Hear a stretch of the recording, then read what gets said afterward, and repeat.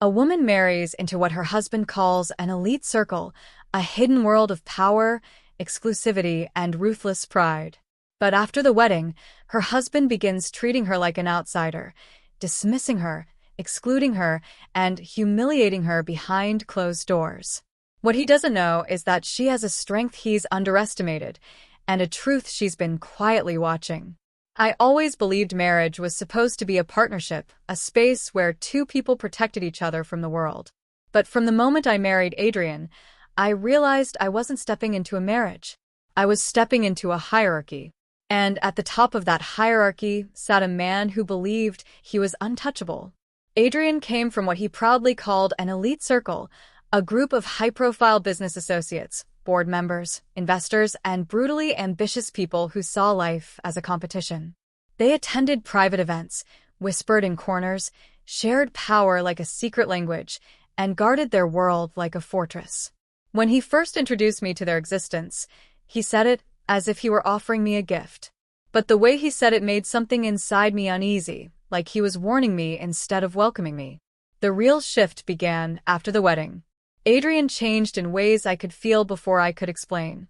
He became colder, sharper, more calculating, and little by little, he began slipping sentences into conversations that made my heart sink. "You don't really understand how my world works. This isn't exactly your kind of environment. I know you try, but you just don't fit in here." I used to tell myself he didn't mean it the way it sounded, that he was stressed from work, that he was just overwhelmed. But the truth became impossible to deny the night he hosted a dinner at our home. It was a gathering of his circle. Every guest arrived dressed in tailored perfection, their confidence slicing through the air like blades. I stood there with a welcoming smile, thinking I was part of the home he built, part of the life we shared. But it took me only a few minutes to understand where I truly stood. When one of the women complimented me on the table setup, asking if I designed it, Adrian cut in before I could answer. "She tries her best," he said to her, not to me. "But she's not really used to these things." He said it with a soft laugh, a gentle, dismissive smile, the kind of smile people use when they talk about a child trying to mimic adults. And the table fell silent. Eyes shifted to me, politely, pityingly. Something inside my chest cracked. From that night forward, he kept me on the edges of his world. He would attend events alone. He would speak in riddles when I asked questions. He would make decisions without telling me, then act confused when I felt hurt. "You wouldn't understand the complexity," he would say. "This is above your level." Above my level. It was strange how he could talk to me like that yet expect me to be the quiet pillar supporting him through every crisis. And there were crises. More than I ever realized. The empire he had built, the million-dollar machine that kept his ego running, had been showing cracks long before he admitted anything. I noticed them first in the way he slept, restless, shallow, jerking awake.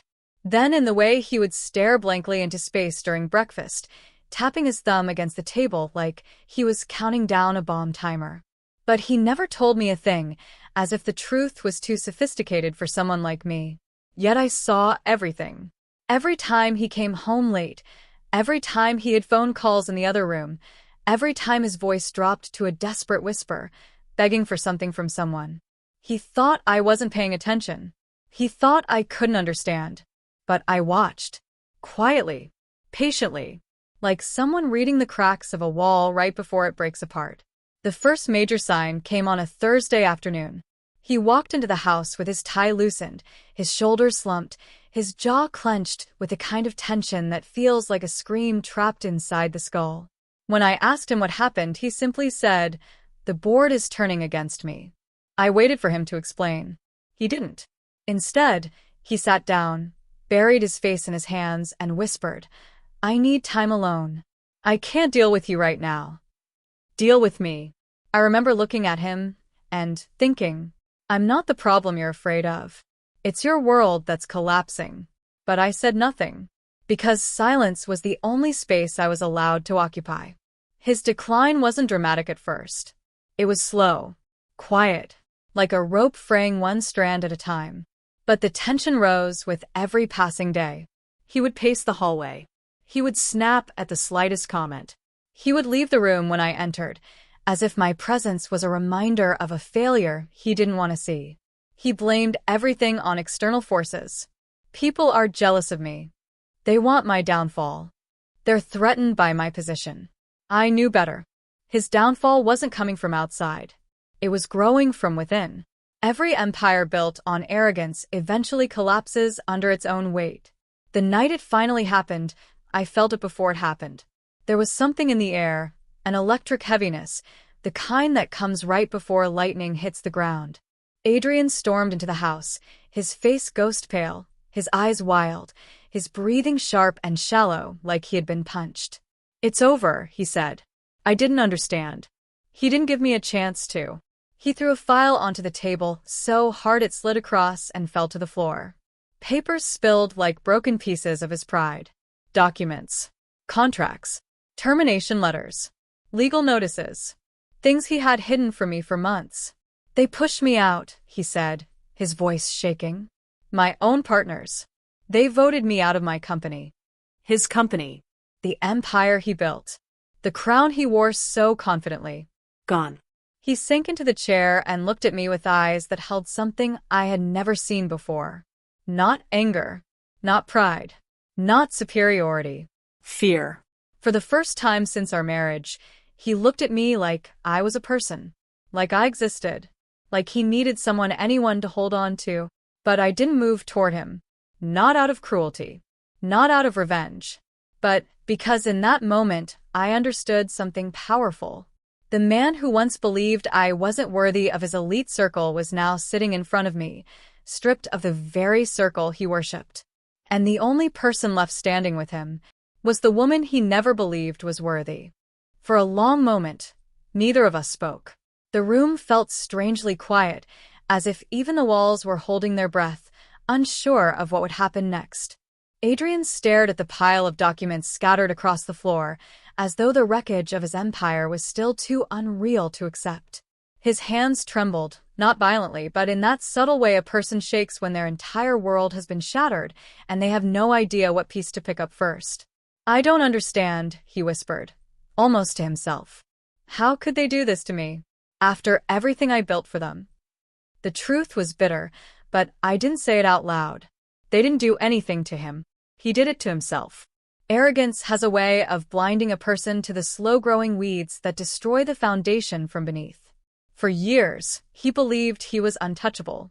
For years, he believed that the people around him existed only to orbit his brilliance. And for years, he dismissed every warning sign because he thought the universe bent to his ambition. Now that universe had folded in on him, he kept shaking his head, repeating the same line over and over. "They betrayed me."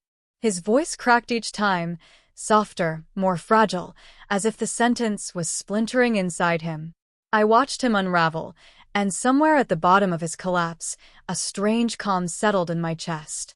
It wasn't satisfaction. It wasn't revenge. It was clarity.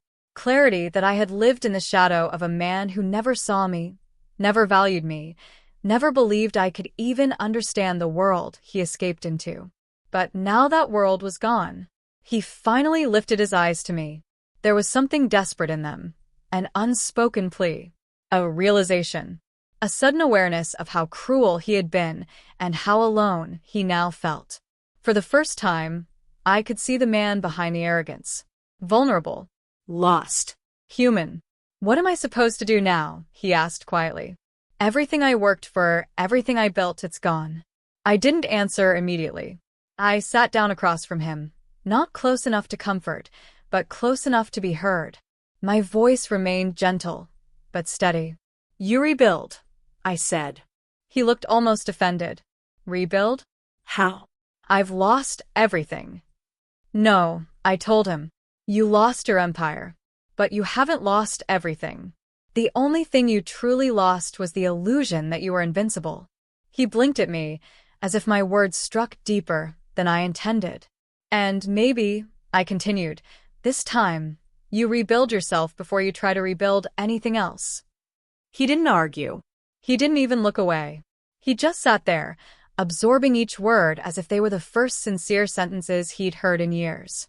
And the silence that followed felt different. No longer cold, no longer dismissive, but thick with a kind of heavy, fragile understanding.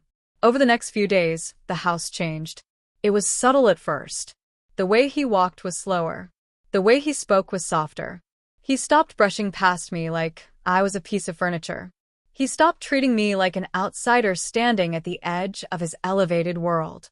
He began sitting with me during breakfast. Sometimes he said nothing at all, just quietly shared the space with me as if finally learning what partnership felt like. He would ask things he had never asked before. How was your day? What do you think about this idea? Should we do this? There was a humility in him now, unsteady, awkward, almost unfamiliar, but real. One evening, as we were clearing the table, he paused and said, "I didn't realize how much I took from you." I froze, not expecting him to say something like that. "I treated you like a guest in your own life," he continued, "like someone I could move around whenever it suited me. And now that everything is gone, I can finally see what was always standing right in front of me." For a moment, I didn't know what to say.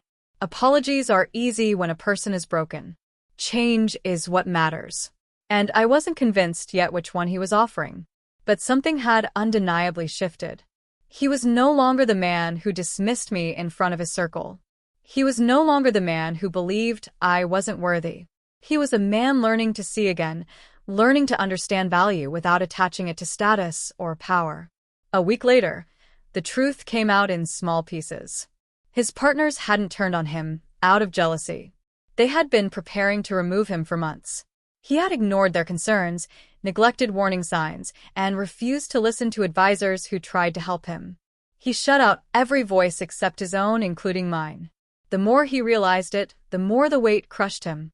But something else happened too. He began rebuilding, not his empire, but himself. He started reading again, learning, listening. He attended meetings not as the head of the table, but as someone willing to understand the room. He reconnected with his mentors. He apologized to people he had hurt. He even volunteered for a project he once dismissed as beneath his level. And slowly, piece by piece, he became a person. Not a CEO. Not a symbol of status. A person. But here's the part he never saw coming. On the day he faced his former board members for a follow-up meeting, the room fell silent. Not because he walked in with power, but because he walked in with humility. For the first time, the people in that room actually listened to him. Not out of fear, but out of respect. Later that evening, when he returned home with exhausted eyes, he sat beside me and said, "They told me something today." "What?" I asked. "That they always liked you." I raised a brow. "Me?" He nodded. "They said you were the only one who ever grounded me. The only one who didn't get blinded by the world I built." His voice softened, almost breaking. "I spent years trying to convince you that you weren't worthy of my circle, when the truth is, you were the only one who ever saw me clearly." I didn't respond immediately. I just looked at him, really looked at him, and something inside me finally settled. He had lost his empire. He had lost his titles. He had lost everything that once defined him. But in losing all of that, he had finally found the one thing he had overlooked. Me. And for the first time since our marriage began, he held my gaze not with pride, not with superiority, not with power, but with gratitude. A quiet, genuine gratitude. As if finally understanding who had been standing beside him all along.